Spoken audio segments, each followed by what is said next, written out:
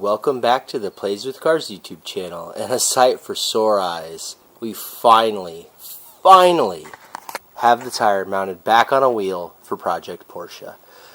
So those of you who've been following along know that we somehow cracked a wheel on the back end of the Porsche a couple of weeks ago, and it turns out it had been previously repaired before, and it looks like the repair had failed. So nobody was comfortable with re-repairing it. We weren't comfortable with re-repairing it. Did a bunch of research because Porsche makes about 7 billion different versions of this exact wheel for like 3 different generations of cars, including 911s and Boxsters and all sorts of stuff. We got the exact same one that was on the car, the exact same one that matches the other side, because of course they are staggered. Got everything all set up, got our tire remounted today. I spray painted it last night. It's close enough.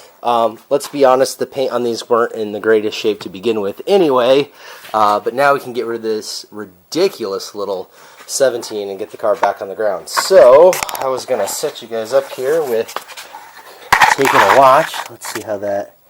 Oh yeah, it should do well. I've already broke the lug nuts. Just got to get her up in the air enough. We'll get a tire on here. Get this thing out of the garage for the first time in a month. Ugh. Let's see, how are we? Still looking good? I'll adjust that a bit. Alright.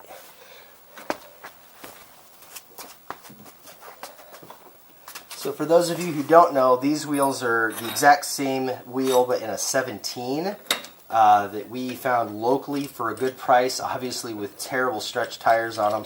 They were on a Volkswagen, like real early GTI. The guy ran staggered wheels on it? I don't know.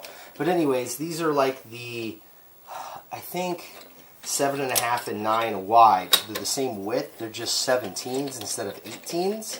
We're kind of toying with the idea of maybe weighing tires and seeing how much the 17-inch Bridgestones weigh. And maybe turning these into the race set too. Don't know yet. But for now, we were going to throw some street wheels on them and turn them into our street set. But first things first, let's get ready to race. So you viewers that are used to American cars that have lug studs, the Porsche uses lug bolts. It's very common in German cars and European cars and in general. There's this washer or collet that's captured, that's tapered for the seat, and then the whole bolt goes in. It's supposed to be a stronger setup and a lighter setup. It's just kind of more of a pain in the butt for putting the wheel itself on. And then, of course, our car has this spacer. This is the factory Porsche spacer. It's got the part numbers on it and everything.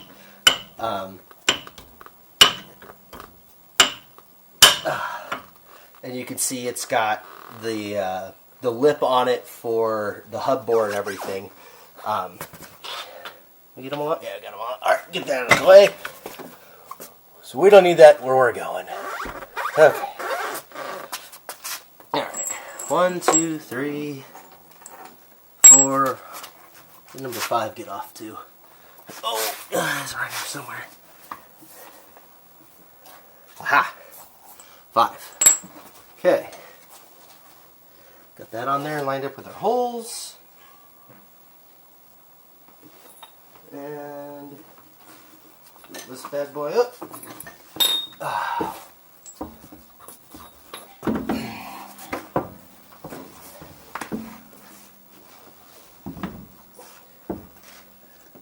So for those of you wondering, if you haven't gone back to watch the videos, or you're just joining us, the flat literally happened in a parking lot. Like, we watched it go down.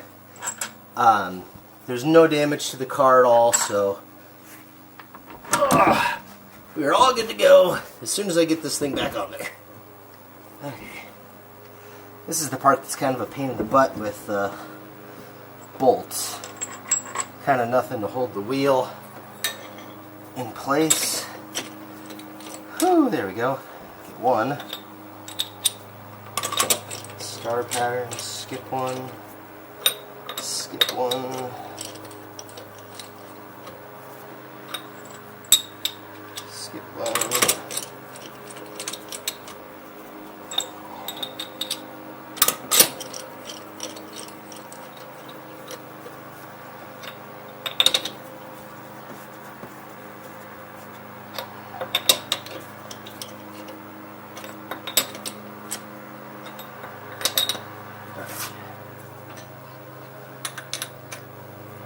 So for those of you wondering, this is the factory lug wrench setup from the spare that was not in the car when we had the flat. Yes, I am putting it back in. We have an event this weekend, Saturday and Sunday, at Portland International Raceway. It's SCCA Autocross number 4 and 5. There's another event the weekend after that that's for PCA. We haven't made it to a PCA event yet, and we really want to, but we kind of have some other scheduling conflicts. Those of you with families and kids know what I'm talking about. So unfortunately, you can't do all the racing all the time, although I'd like to. So we'll see. But for now, at least we're going racing Saturday and Sunday. We're making both the SCCAs. All right, let's drop this thing back on the ground. Oh. It's ridiculous.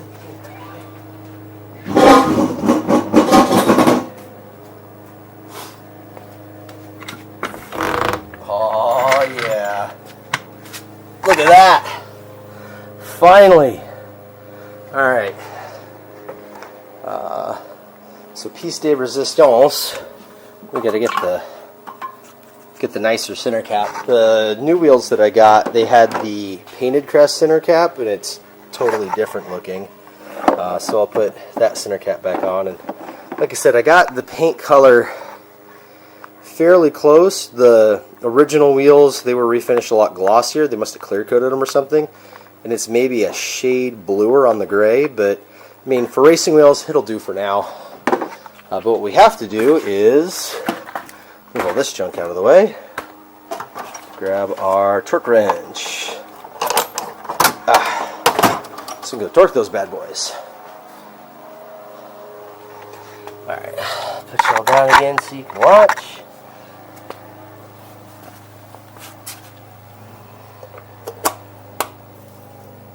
That should be the right. It is. Okay. So yeah, I still have an old mechanical torque wrench. And for those of you unfamiliar, the mechanical torque wrench uses a spring loaded inside the handle. And you have to do what's called zero out. It has tension to it. There's a scale here on it, and you tighten the handle here and then lock it down, and that puts that much tension on the spring. So right now we're at 100 pounds, 100 foot-pounds to torque these.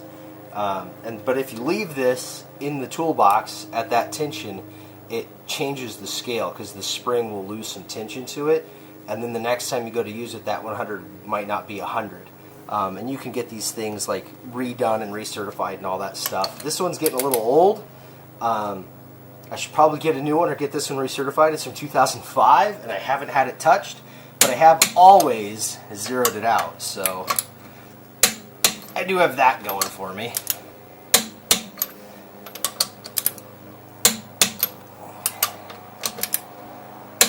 That click you hear, that's the spring inside hitting the preset tension. I'm going to turn it up by another 10. Now I'm going to torque them at 110.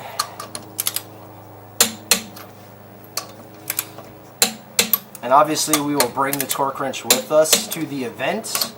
After about 100 miles, you always want to retorque your wheels, and you always want to check them before every autocross event, or any racing event for that matter. HPD, track days, drag racing, even street driving, you want to check them, you know, fairly regularly. People don't and have had issues. I have personally had issues. So I've learned my lesson sitting on the side of the road with a problem. So yeah, we are all set. So what do you say we take her out of the garage and see what happens?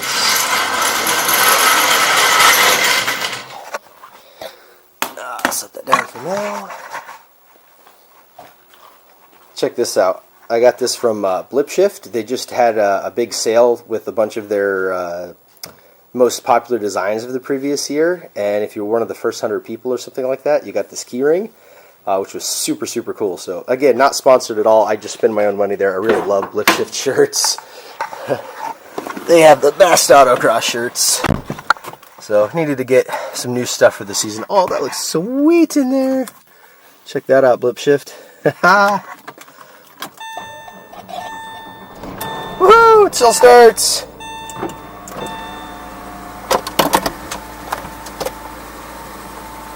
Go straight for open air.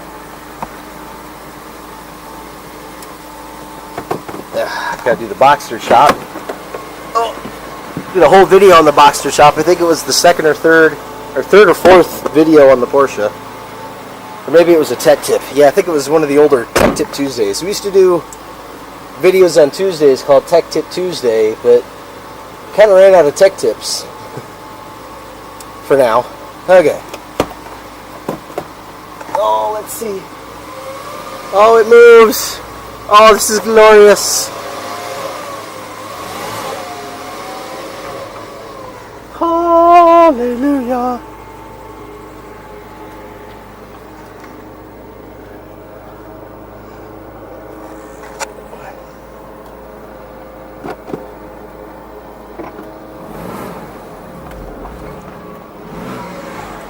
Get the suspension to kind of reset a little.